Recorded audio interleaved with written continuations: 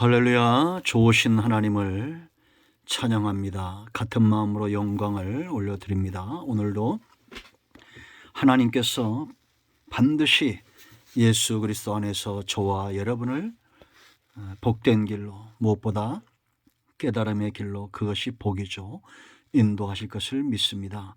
시편 107편입니다. 여호와는 나의 목자시니 내가 부족함이 없습니다. 고백하며 하루를 사시기 바랍니다. 기도합니다. 영광을 우리 하나님께 올려드립니다. 온 마음으로 하나님을 사랑합니다. 주의 보혈을 의지합니다. 우리의 죄를 사하시고 정결케 하시고 성령 하나님 충만하게 우리 가운데 역사하셔서 마음을 열고 눈을 열고 귀를 열어 주시옵소서. 하나님과 하나님의 입에서 나오는 말씀에만 집중하기를 원합니다. 종을 낮추시고 겸손하게 하시고 오직 말씀의 도구만 되게 하옵소서. 예수님의 이름으로 사모하며 축복하며 취하며 기도합니다. 아멘.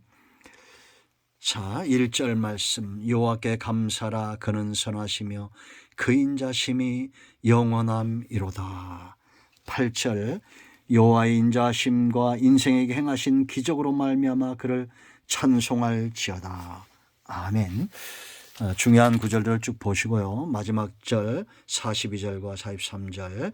정직한 자는 보고 기뻐하며 모든 사악한 자는 자기 입을 봉하리로다. 지혜 있는 자들은 이러한 일들을 지켜보고 여호와의 인자하심을 깨달으리로다. 아멘. 성도는 그 삶이 하나님의 은혜에 깊이 뿌리 내린 자들입니다. 왜냐? 깨닫는 자기 때문입니다. 마지막 절 40절인 대로 그들이 바로 지혜로운 자들입니다. 깨닫는 자, 지혜로운 자. 여러분 107편을 보면 1절, 8절, 15절, 21절, 31절 계속해서 여호와의 인자하심을 찬양하라 라고 말합니다. 우리가 감사할 땐 이유가 있죠.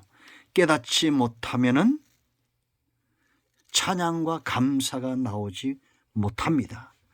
자, 우리가 1절로 9절에 깨달을 것이 있습니다. 하나님은 우리의 영혼을 만족하게 하신다.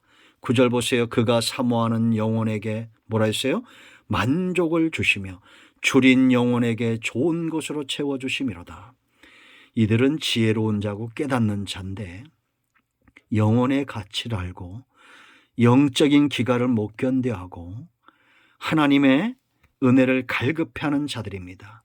하나님이 이들을 인도하시는데 인도하기 전에는 어떻게 어땠어요? 3절 동서남북 각 지방에서부터 모으셨다 흩어져 있는 겁니다. 갈 바를 알지 못하는 백성입니다. 이들이 유리했어요. 4절 광야에서 방황하는 자들이에요.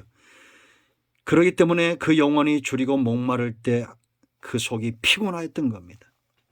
이때 이 지혜로운 자들은 부르짖죠. 고통 가운데 부르짖을 때 하나님이 건지시고 7절 보세요. 또 바른 길로 인도하사 말씀대로 인도했다는 겁니다. 거주할 성읍 하나님과 함께하는 삶을 말하는 겁니다. 유업과 거처죠. 하나님을 피난처 삼는, 그 전에는 유리하고 방황하는 자였는데 하나님이 이들이 부르짖을 때에 바른 길로 말씀을 보내서 바른 길로 인도하여 이제는 하나님을 피난처 삼는 삶으로.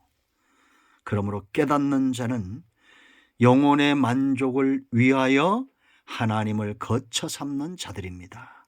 자, 두 번째 우리가 깨달을 것 10절로 16절 말씀 보면, 자 16절 말씀을 먼저 보겠습니다. 그가 논문을 깨뜨리시며 쇠빗장을 꺾으셨습니다. 감옥의 문을 말하고 감옥의 쇠찰상을 말하는 거예요. 지금 이들이 감옥에 갇혀 있다는 겁니다. 바벨론 포로 생활을, 이 감옥에 갇힌 상황을 말해요. 그럼 왜 이런 흑암에 매였을까? 쇠사슬에 왜 매였을까? 10절 보세요. 사람이 흑암과 사망의 그늘에 앉으며 곤고와 쇠사슬에 매임은 왜 매였을까요? 11절 하나님의 말씀을 거역하며 지존자의 뜻을 멸시함이로다. 이건 지금도 마찬가지입니다. 역사 속에서 우리가 하나님의 말씀을 거역하고 하나님의 뜻을 멸시하면 그 삶이 감옥과 같은 겁니다. 이들을 하나님이 고통을 줘가지고 겸손하게 만들었다. 12절. 이렇게 겸손하게 만드니까 겸손한 자는 환난 중에 부르짖어요. 13절. 그랬더니 하나님께서 흑암과 사망의 그늘에서 인도하여 내시고 그들의 얽어맨 줄을 끊으셨다는 겁니다. 14절. 그러므로 이 일을 행하신 여호와의 인자심과 인생에 하신 기한 기적으로 말미암아 찬송하라. 여러분, 하나님의 말씀에 매여야 감옥에 매이지 않습니다. 쇠철상에 매이지 않습니다. 그러므로 우리 모두는 하나님의 말씀을 깨닫는 백성 되기를 축원드립니다. 자, 17절로 22절까지 위경에서 건지셨다. 왜 위경에 빠졌을까요? 여러분 보세요. 18절에 사망의 문에 이르렀다 이렇게 말하죠. 하반절에 이 사망의 문에 이른 이들은 누구냐? 17절에 미련한 자들이에요. 이 미련한 자들은 죄악의 길을 따르는 자들이에요. 이들이 사망의 문에 이르는 이유가 뭐냐? 죄악의 길을 따라가고 그들은 모든 음식을 싫어했다. 이건 말씀을 싫어한 거예요. 영적인 양식은 말씀이잖아요. 그러니까 이거를 싫어하다 보니까 이제는 사망의 문에 이르는 겁니다. 생명과 삶보다 죽음과 고통이 더 느껴지는 지경까지 간 겁니다. 어떻게 해야 됩니까? 이제 또 부르짖어야겠죠? 19절 보세요.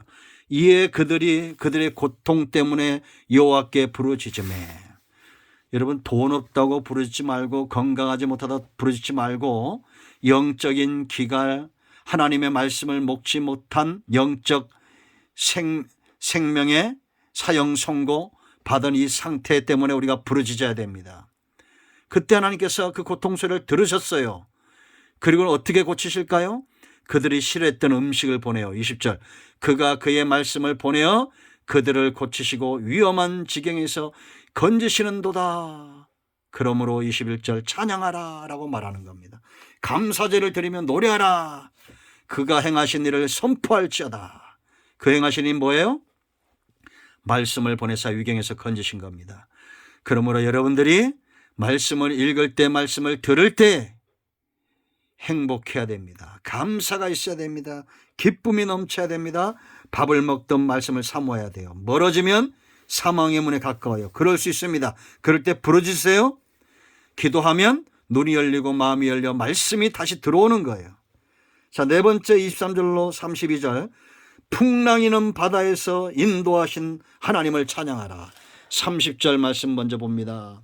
그들이 평온함으로 말미암아 기뻐하는 중에 여호와께서 그들이 바라는 항구로 인도하시는 도다. 인생은 풍랑이는 바다와 같죠. 여러분, 그래서 23절 말씀 보면 배를 바다에 띄우며 큰 물에서 일을 하는 자는 여호와께서 행하시는 일들과 그 기이한 일들을 깊은 바다에서 보나니. 무슨 얘기인지 알겠죠? 여러분, 우리가 실제로 어부도 있을 수 있고 삶 가운데 우리가 열심히 살다 보면 오늘 하나님이 함께 하셨습니다. 이 풍랑에서 이 문제에서 하나님이 해결해 주셨습니다. 저도 이런 간증이 넘칩니다. 여러분들 속에 이런 간증이 넘치기를 바랍니다. 아멘. 풍랑이 일 때 하나님이 기이한 일을 행하셨는데 25절 여호와께서 명령하신 즉 광풍이 일어나 바다 물결이 일으키는도다. 그들이 하늘로 솟구쳤다가 깊은 곳으로 내려가나니 그 위험 때문에 그들의 영혼이 녹는도다. 바람을 일으키고 풍랑을 일으키는 분도 하나님이요 우리는 그 가운데 마치 이리저리 구르는 취한 자와 같아요. 27절. 풍랑이면 그렇지 않겠어요, 여러분? 정신없는 거죠. 이건 꼭 어부만 아니라도 우리가 삶 가운데도 이런 어려움에 처할 때가 있어요. 이때 어떻게 해야 돼요, 이제? 28절. 부르짖어야지요. 다른 길이 있습니까? 없어요. 부르짖으매 그가 그들의 고통에서 그들을 인도하여 내시고. 29절 보세요, 여러분. 광풍을 고요하게 하사 물결도 잔잔하게 하시는도다. 자, 이제 광풍이 어떻게 잔잔해질 수 있습니까? 부르짖어야 됩니다. 기도해야 됩니다. 언제까지? 잔잔해질 때까지. 그리고 여러분, 풍랑이 일면 이건 인간의 힘으로 되지 않고 풍랑이 일면 길은 보이나 갈 수 없는 상태예요. 그것이 바로 하나님이 주권적 역사로 사람들을 인도하시기 위한 방편이에요. 그때는 부르짖고 이 풍랑 생사복이 하나님께 있음을 알려야 됩니다. 이제 결론적으로 이 모든 것의 결론적으로 30절로 43절 하나님의 주권적 통치를 이야기하는 겁니다. 생사복이 하나님께 있다는 거예요. 그러므로 42절 정직한 자는 보고 기뻐하며, 이런 하나님의 주권적 통치를 보는 자는 기뻐하고 사악한 자는 입을 봉하라는 겁니다. 지혜 있는 자는 깨달으라는 거예요. 그래서 여러분 33절 말씀 보세요. 여러분, 강을 다스리신 하나님입니다. 강이 변하여 광야가 되게 하시며 샘이 변하여 마른 땅이, 누가? 하나님이 그렇게 하신다는 거예요.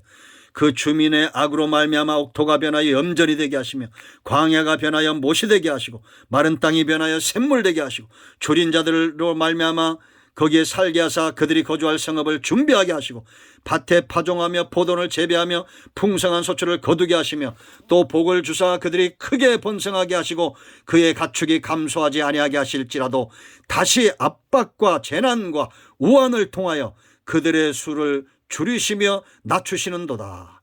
여호와께서 고관들에게 능력을 쏟아 부으시고 길 없는 광야에서 유리하게 하시나 궁핍한 자는 그의 고통으로부터 건져주시고 그의 가족을 양떼같이 지켜주시나니. 이 생사복이 하나님께 있다는 겁니다. 그러므로 정직한 자, 우리 여러분 106편에 맞죠? 하나님과의 관계가 바로선 영적인 눈이 열린 자들, 그런 자들은 기뻐하라는 겁니다. 사악한 자는 원망과 불평이 나오는 거예요. 여러분, 이럴 때는 우리는 아직은 잠잠해야 됩니다. 입을 닫고 겸손해야 됩니다. 그리고 하나님께서 행하시는 일들을 깨달아야 됩니다. 이들이 지혜로운 자고 복 있는 자들이에요.